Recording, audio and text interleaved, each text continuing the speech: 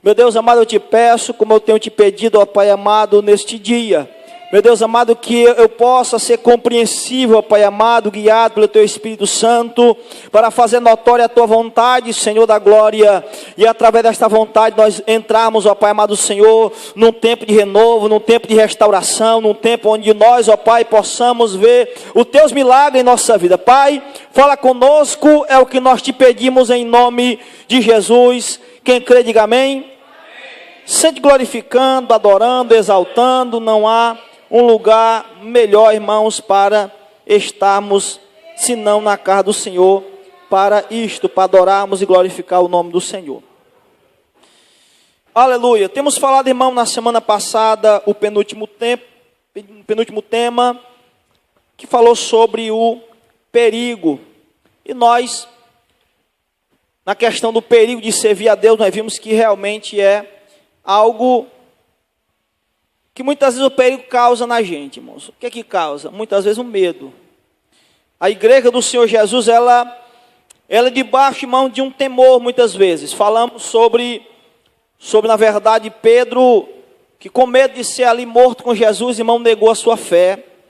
Com medo de entrar também na condenação de Jesus, ele, ali naquela fogueira, diante ali das pessoas, ele foi reconhecido. E muitas vezes, irmãos, essa afronta a um reconhecimento, se nós somos realmente cristãos, muitas vezes nós somos provados. E nós falamos sobre essa questão em colégio, muitas vezes no dia secular, no dia a dia, às vezes o jovem na faculdade ou num trabalho, às vezes a gente se esquiva de, às vezes, irmãos, pronunciarmos uma fé, e uma fé mais sólida, uma fé, como disse o apóstolo Paulo em Efésios 5, que nós temos que reprovar as obras infrutíferas das trevas. E por conta desse medo, por conta desse perigo, esse medo que às vezes está no coração de muitos cristãos, ele não defende a sua fé. Alguns, irmão, na verdade, escondem, realmente se disfarçam, às vezes estão no meio do ímpio, e não querem, às vezes, magoar, não querem maltratar de alguma maneira, e para isso, irmãos, sacrificam o seu testemunho de crente. Onde a Bíblia diz que nós temos que ser luz em meio ao mundo de trevas. Muitas vezes nós nos escondemos debaixo de um alqueire, como diz a Bíblia, debaixo de uma cama. Onde a Bíblia diz que nós temos que ser como luz, colocado no velador, irmãos, para todos conhecerem a verdade através do testemunho cristão. Então o crente não pode ter medo. O crente não pode, irmãos, na verdade, ter esse perigo de ser rejeitado pela sociedade. Estamos vivendo aí um ano, irmãos, eleitoreiro, e muitas vezes as pessoas, ela nos colocam numa situação de um canto de parede, que a gente às vezes esconde a nossa fé. E falamos sobre isso, E hoje nós iremos falar, irmãos, basicamente sobre esse último ponto, que meditando e perguntando ao Espírito Santo o que seria a questão da espada. O apóstolo Paulo disse que o que nos separa do amor de Cristo. Basicamente, irmãos, essa pergunta, para finalizar esse tema de hoje, essa pergunta, o que nos separa do amor de Cristo, é relacionada a Cristo em relação a nós. Essa pergunta não é feita em um crente em relação a Deus. Porque nada pode nos separar. Na verdade, irmãos, Cristo, Ele nos ama. E Ele provou o seu amor conosco. Ele morreu, Ele foi até o fim. E o apóstolo Paulo, ele começa falando sobre tribulação, sobre angústia, perseguição, fome. Ele vai falar sobre nudez, sobre o perigo. E o último ponto, irmãos, ele chega a falar sobre a espada, que basicamente, irmãos, é a morte, e morte de uma maneira cruel. É isso que o apóstolo Paulo vai falar sobre realmente o que nos separa do amor de Cristo. O medo da morte. O medo realmente, irmãos, ou será que essa morte pode nos separar do amor de Cristo? Ela tem dois perfis, O primeiro perfil, irmãos, é um bem claro, que a Bíblia fala, será que essa morte chegar ao ponto a morrer por amor de Jesus, né? Isso vai de fato nos separar. Será que, irmãos, morrer? Falou sobre o perigo, né? Sobre o perigo que muitas vezes, irmão, nos leva a negar a Cristo. Agora, realmente, de fato, de verdade, vai falar sobre a morte. Será que nós, cristãos, nesse primeiro perfil, estamos prontos para morrer por Jesus? Nós olhando, irmãos, para a sociedade que nós vimos hoje, e vendo a Bíblia no seu contexto, nesse primeiro perfil, dá uma impressão que a igreja meio que fugiu ao princípio da igreja primitiva. E isso, irmãos, tem roubado as nossas crenças, a nossa fé, tem roubado, irmãos, a nossa comunhão com Deus. Como assim, pastor? Vou tentar ser, irmãos, eu pedi a Deus para me dar graça, para ser bem claro. A igreja do primeiro século, ela, na verdade, se ergueu com um pensamento, irmãos, da volta de Cristo. Um pensamento de que ele andava aqui horizontalmente falando, horizontal, irmãos, essa visão aqui, ela andava aqui, mas essa vida aqui na terra era uma perspectiva, irmãos, vertical. Tudo que ele vivia aqui, tudo que ele se movimentava aqui, a igreja primitiva, irmãos, era com os olhos na eternidade, com os olhos no Cristo que um dia viria buscar a sua igreja. E acerca disso, irmãos, a igreja, ela caminhou durante o primeiro século, os primeiros 100 anos, aleluia. Perguntasse um cristão se ele negaria Jesus, ele entregaria a sua vida e não negava. Nesse primeiro perfil que eu quero trazer, irmãos, sobre esta perspectiva do crente, irmãos, ele realmente ter no coração um emblema de que ele morre por Cristo, de que ele não tem a sua vida aqui na terra por preciosa. A igreja primitiva, irmãos, ela andava aqui, mas o seu coração estava na glória.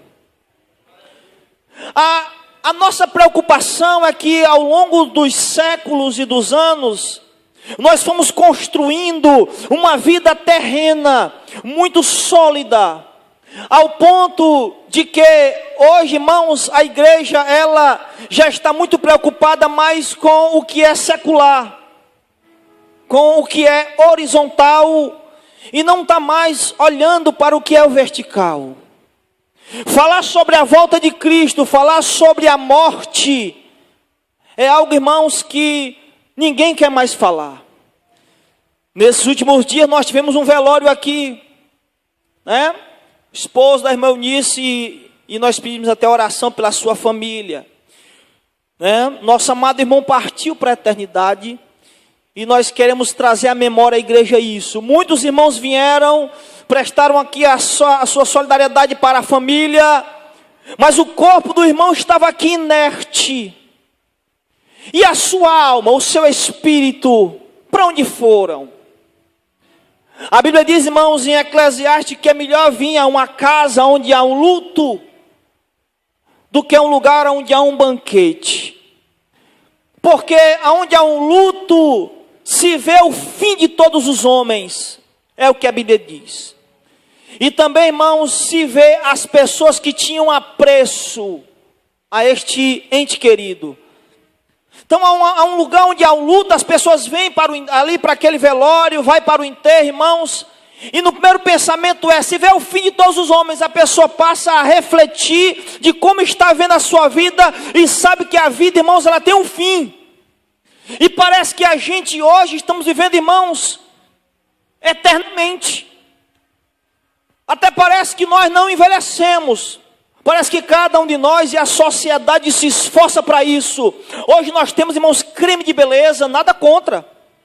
Nós temos, irmãos, hoje nutricionista e a televisão, as mídias sociais, você vai encontrar uma pessoa inventando, irmãos, e cada vez mais creme, cada vez mais um modo de vida, para que a pessoa viva cada vez mais na terra.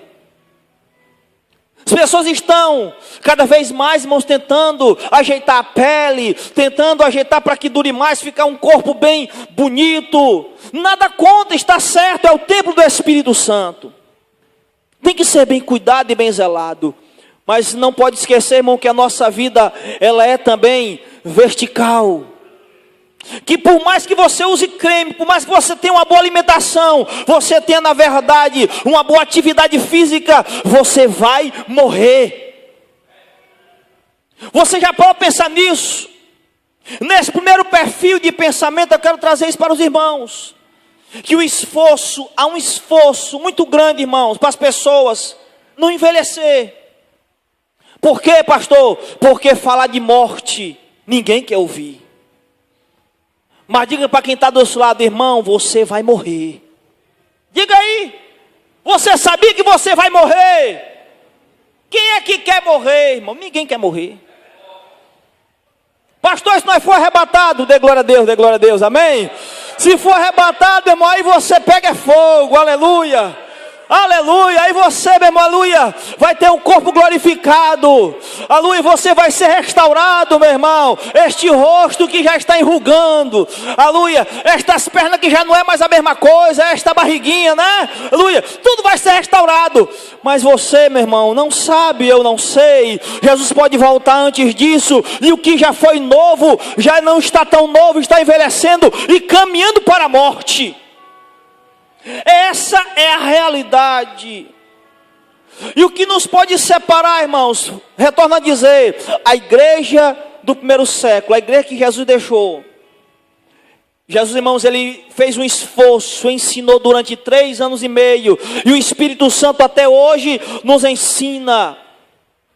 Mas a primeira igreja que o Senhor Jesus deixou foi uma igreja que olhava para o alto, para o autor e consumador da sua fé.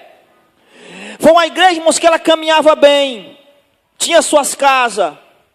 Os irmãos começaram a construir as suas casas, a ter a sua vida social, a trabalhar, a casar, a dar-se em casamento, como o próprio Jesus disse. A igreja começou nesse meio, mas a igreja dos primeiros séculos, dos 200 anos, era uma igreja, irmãos, que a qualquer momento ela estava dizendo: Maranata, ora vem Senhor Jesus.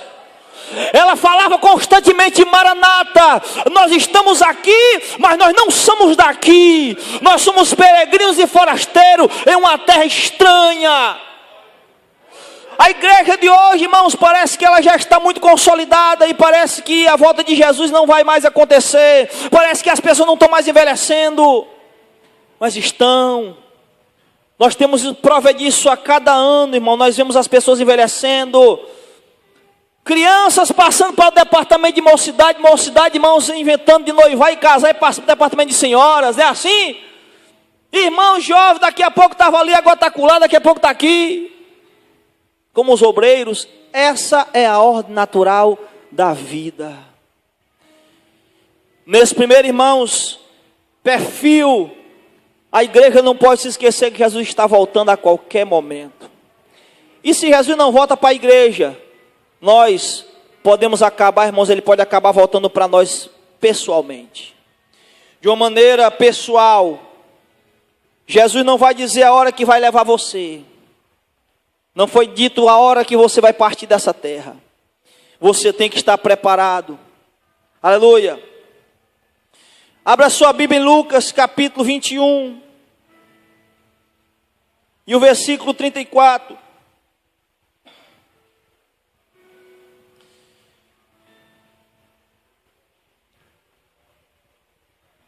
Lucas não, perdão, irmãos. É Lucas mesmo, perdão. Lucas 21, 34.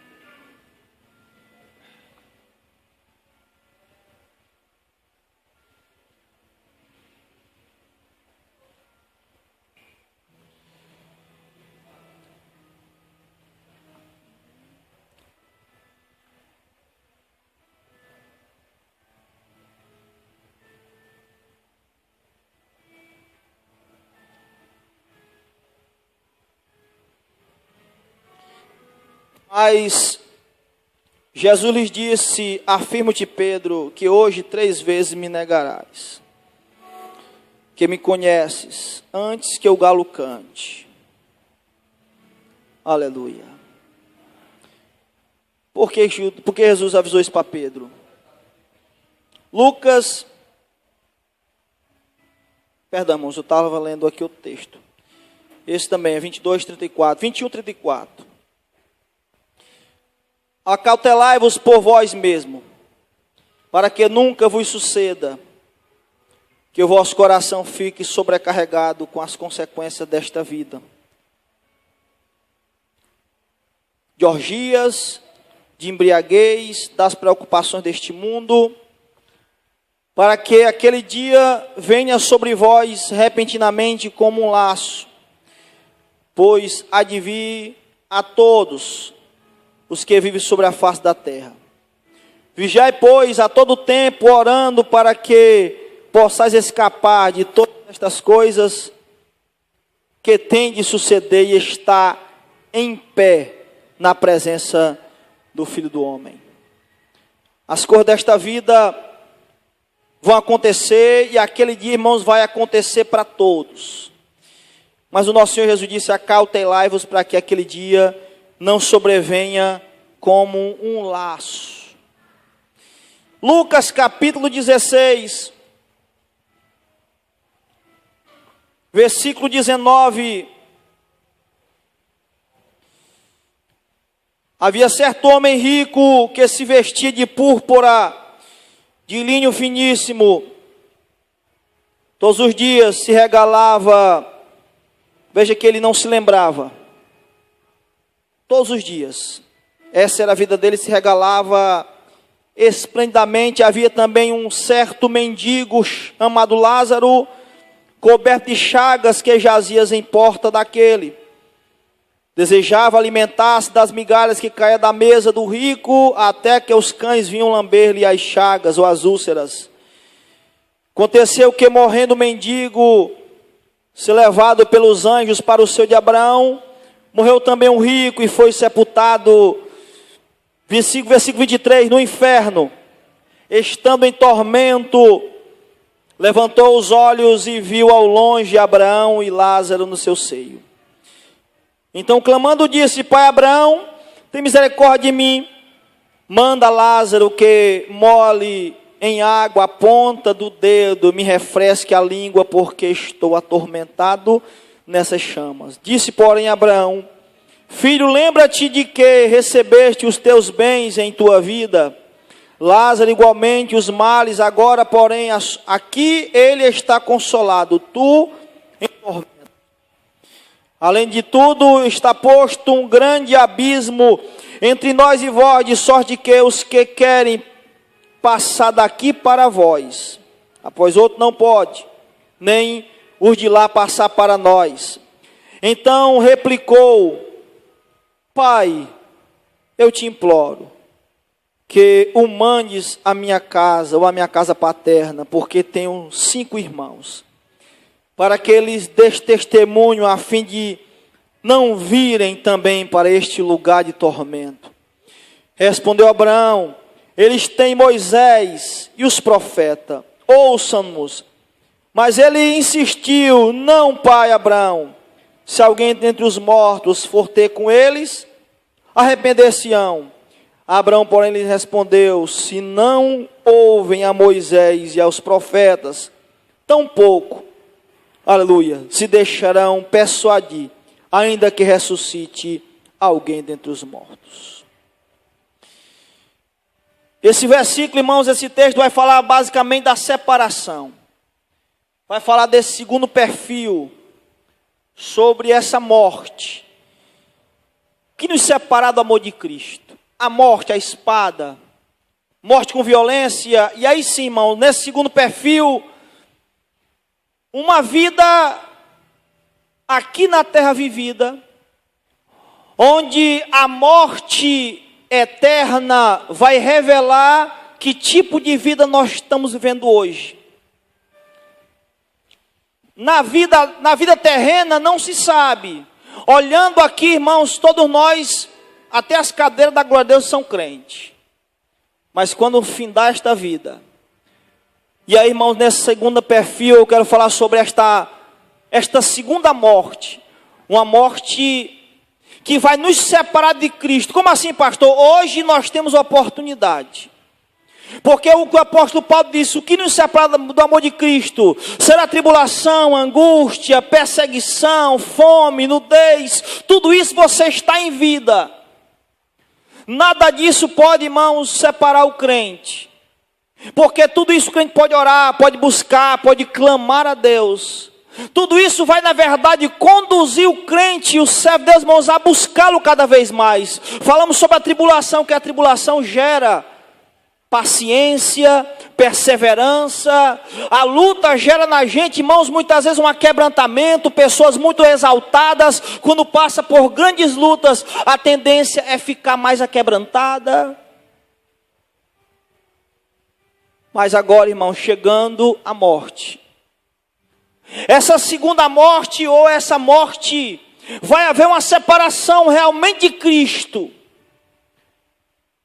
Essa morte que a Bíblia fala, é uma morte eterna. E ela vai revelar que tipo de crente que nós estamos vendo hoje. O texto, irmão, vai falar basicamente, alguns teólogos dizem que isso aqui é uma parábola. O texto não fala, irmãos, basicamente porque parábola Jesus nunca usa nomes pessoais, e aqui Jesus está usando. Então há um grupo de teólogos que fala que isso aqui realmente é uma história verídica. Realmente existiu esse homem e houve um momento de separação, onde houve um clamor de um homem que não pôde ser atendido. Filho, entre nós e você há uma separação, de forma de quem está aí não pode vir para cá, e quem está aqui não pode ir para aí.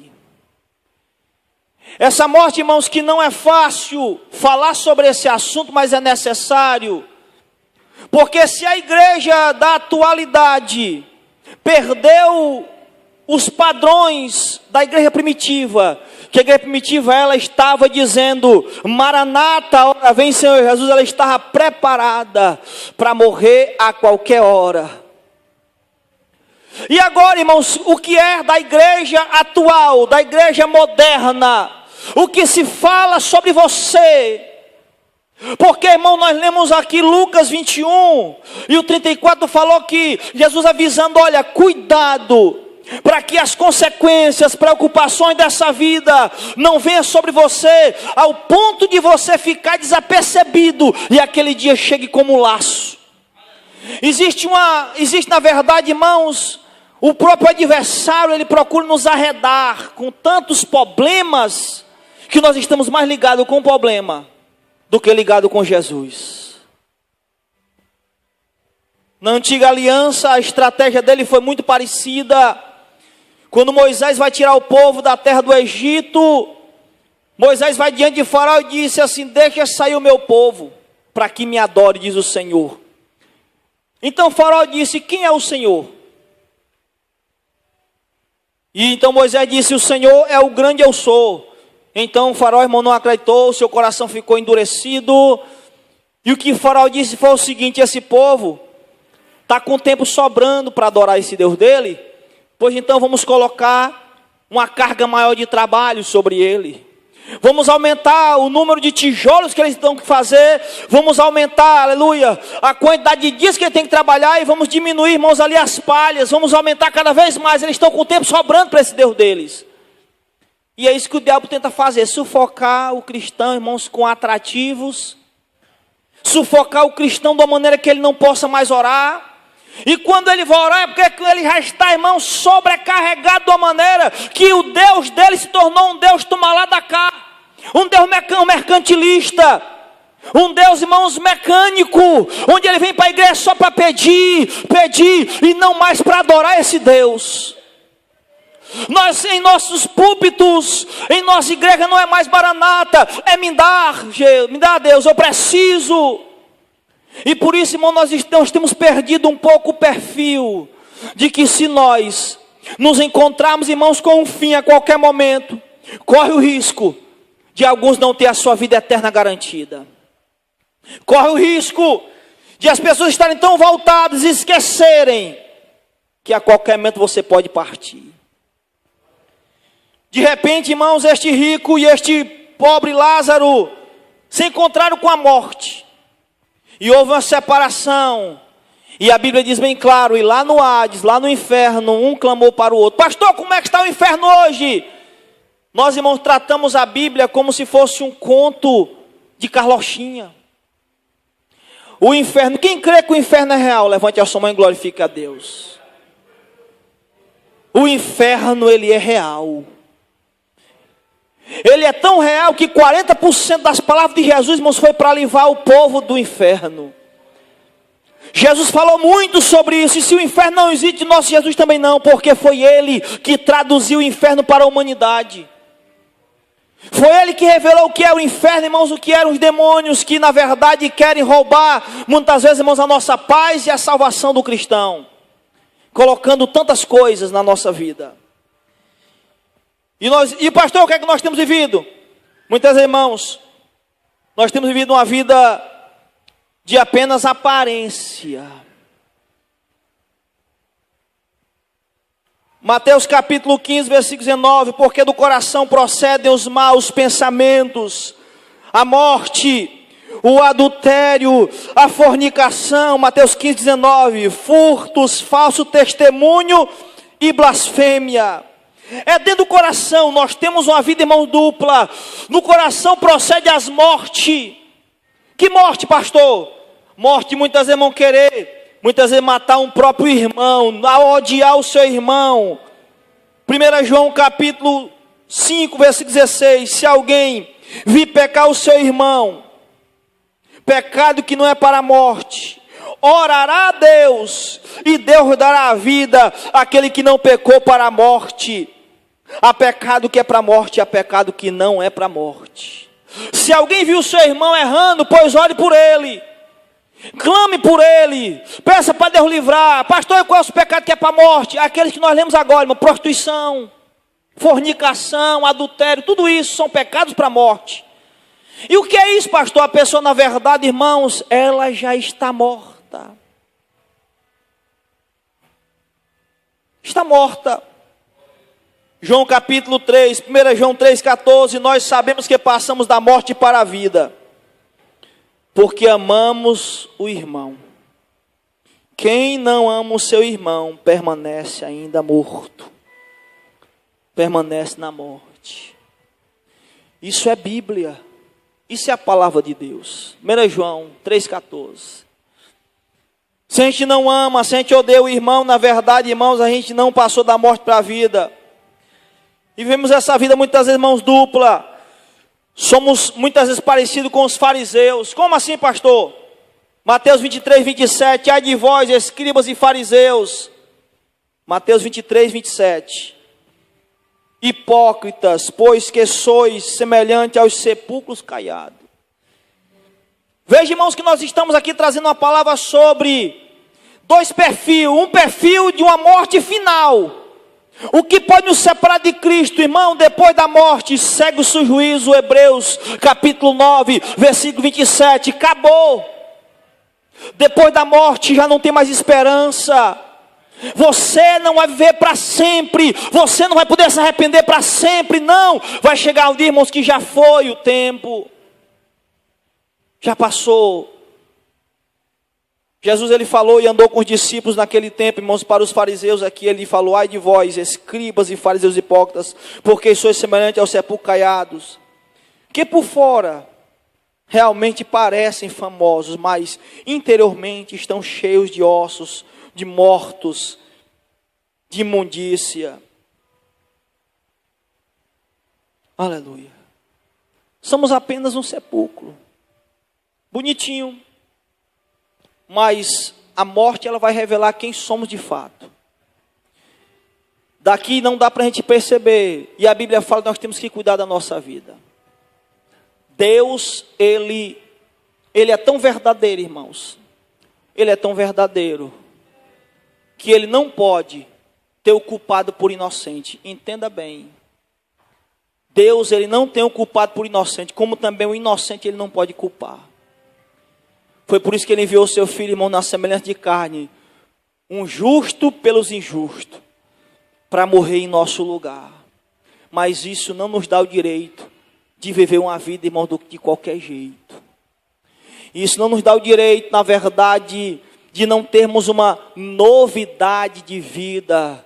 Segundo aos Coríntios capítulo 5, irmão, diz que nós já fomos ressuscitados com Ele, nós somos nova criatura e nós temos que andar em novidade de vida. Novos, nova criatura em Cristo Jesus, que o que era passado, mas irmãos, a igreja moderna não quer se afastar do mal, não quer viver, irmão, para Cristo. E aí, pastor, irmão, vai cada ano passando, envelhecendo e depois parece que alguma coisa vai acontecer, se espera que aconteça alguma coisa que me converta do dia para a noite. O que Abraão, naquela palavra de Lucas 16, falou para aquele homem foi: lá tem Moisés e os profetas, que eles escutem. Se uma palavra pregada, se uma lei constituída não muda o coração do homem, o que Abraão quis dizer é o seguinte: tanto quanto eles não vão dar ouvido se alguém disser que ressuscitou. Se não acreditam numa palavra, numa pregação, irmãos, o maior testemunho hoje que Jesus é real é quando você vê vidas transformadas. É quando o evangelho pega um bebarrão inveterado, irmãos, e transforma num homem de bem. É quando pega uma mulher, irmãos, que não tinha uma vida, aleluia, bem, tinha uma vida promíscua, e transforma ela numa mulher de Deus. Aleluia, mas o mundo quer verter isso, o diabo quer, aleluia, manchar o poder do evangelho, querendo que você, aleluia, ande do jeito que você veio mesmo do mundo, e não é assim. Nós temos que andar de novidade de vida. O que era, irmãos, aleluia, na nossa vida virou do passado. Romanos capítulo 8, versículo 36, por amor de ti nós somos entregues à morte todo dia. Somos reputados como ovelhas para o matadouro. Sabe o que é que a Bíblia está dizendo, irmãos? Que nós já morremos. Colossenses 3, porque já estamos mortos. Você sabia? Nós já morremos.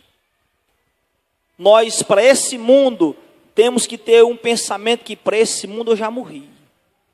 Quando vier alguma coisa para você, eu não posso mais. Eu não vivo mais, mas Cristo vive em mim.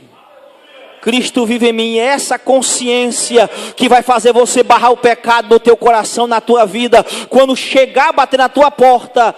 E a porta onde é, pastor? A primeira porta, irmão, do ser humano se chama os olhos, é a porta da alma, é a janela da alma, é os olhos. Então quando o pecado bater na tua porta, você feche, diga não, ou então você abre.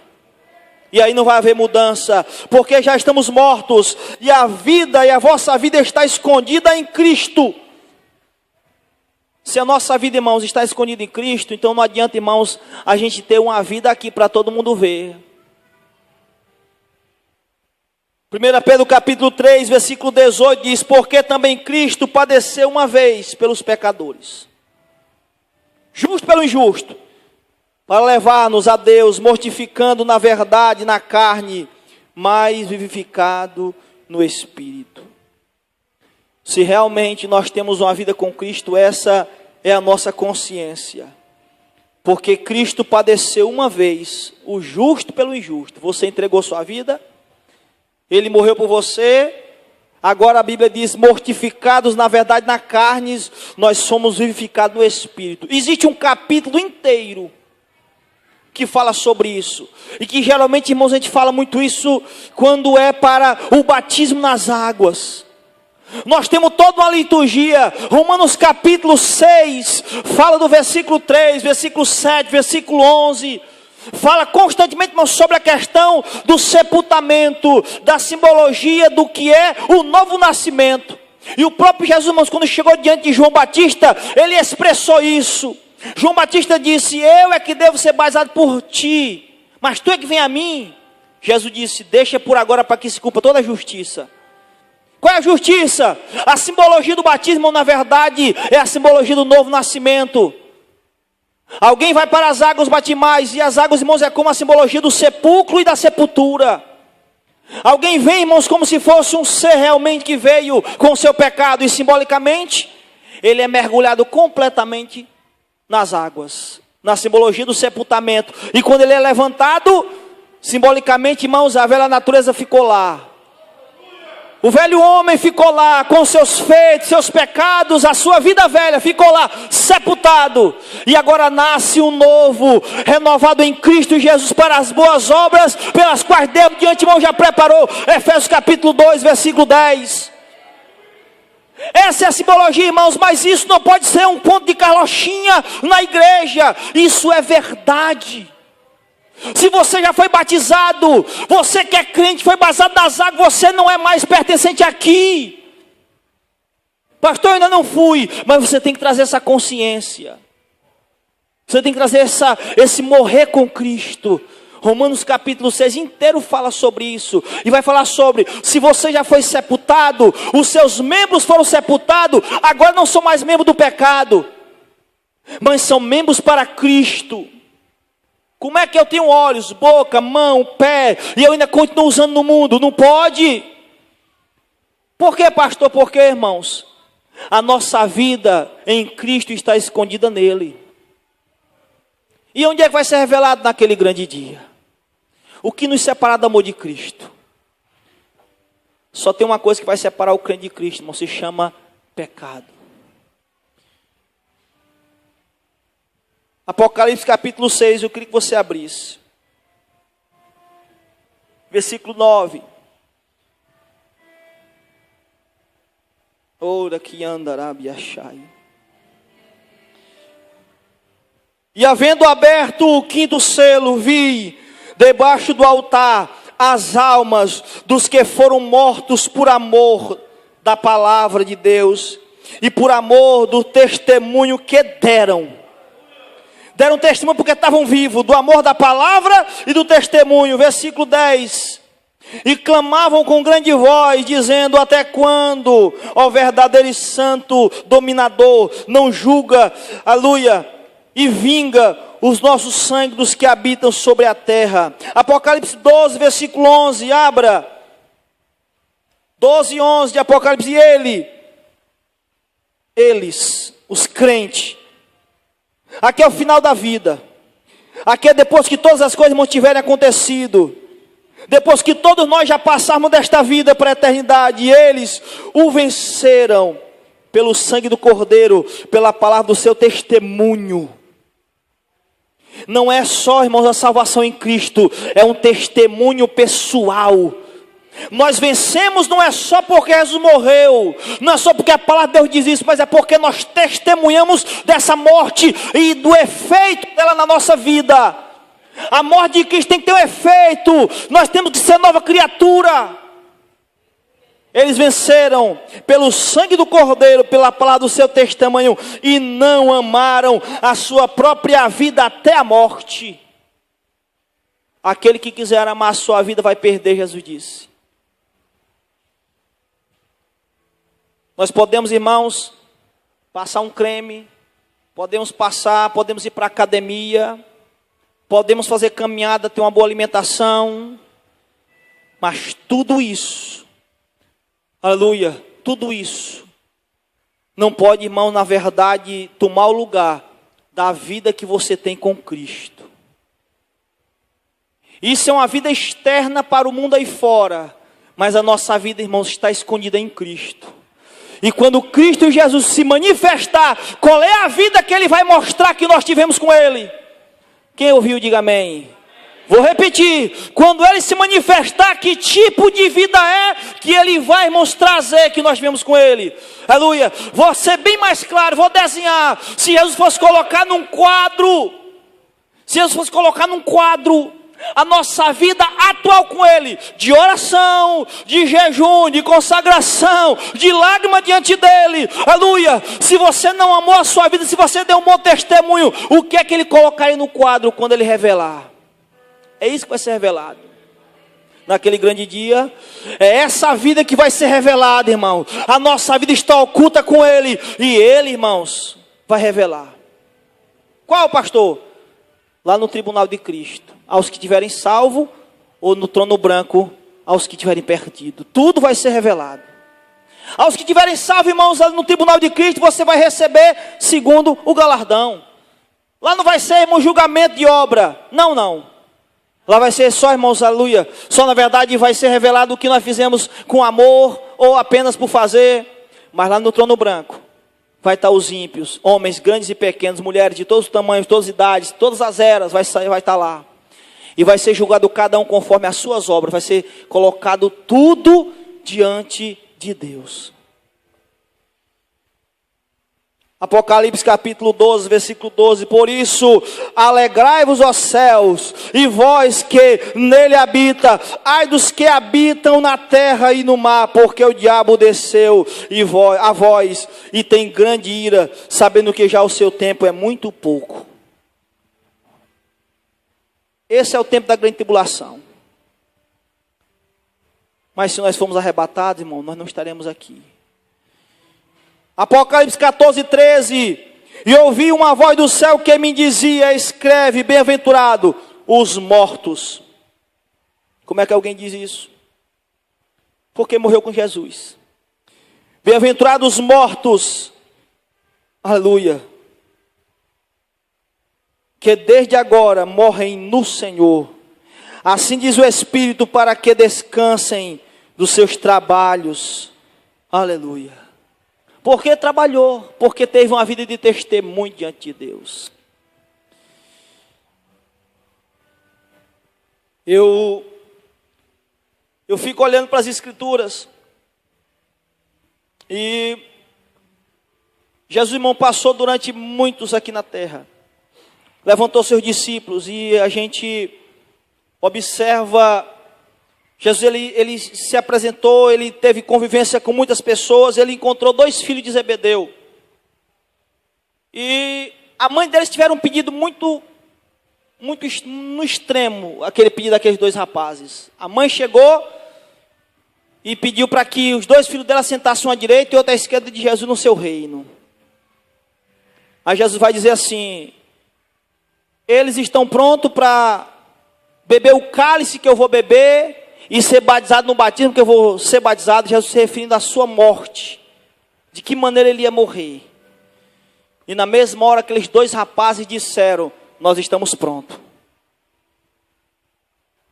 Aqueles 2 rapazes tinham convicção de que estavam prontos para morrer por Jesus, para alcançar o reino eterno. Estavam prontos para morrer por Jesus. Em contraste com isso, encontramos, irmãos, o nosso amado irmão Pedro. Jesus dizendo: eu vou ser morto em Jerusalém, e vocês todos vão se escandalizar. E Pedro agora batendo no peito dizendo: eu não. Pode todos se escandalizar, eu menos eu. E muitas vezes, irmãos, eu estou olhando para a Bíblia e tentando, irmãos, aqui analisar quem somos nós destes 2 grupos. Aquele que tem convicção da sua fé, da sua vida, que se Jesus voltar, ele diz: eu estou pronto para morrer por Jesus, eu estou pronto para o reino. Ou de uma pessoa, irmão, que não tem noção da sua fé, não sabe que quando as coisas apertar, ela na verdade não tem segurança. Pedro, na mesma hora, Jesus disse: o que tu, Pedro? Tu vai me negar antes que o galo cante, antes que o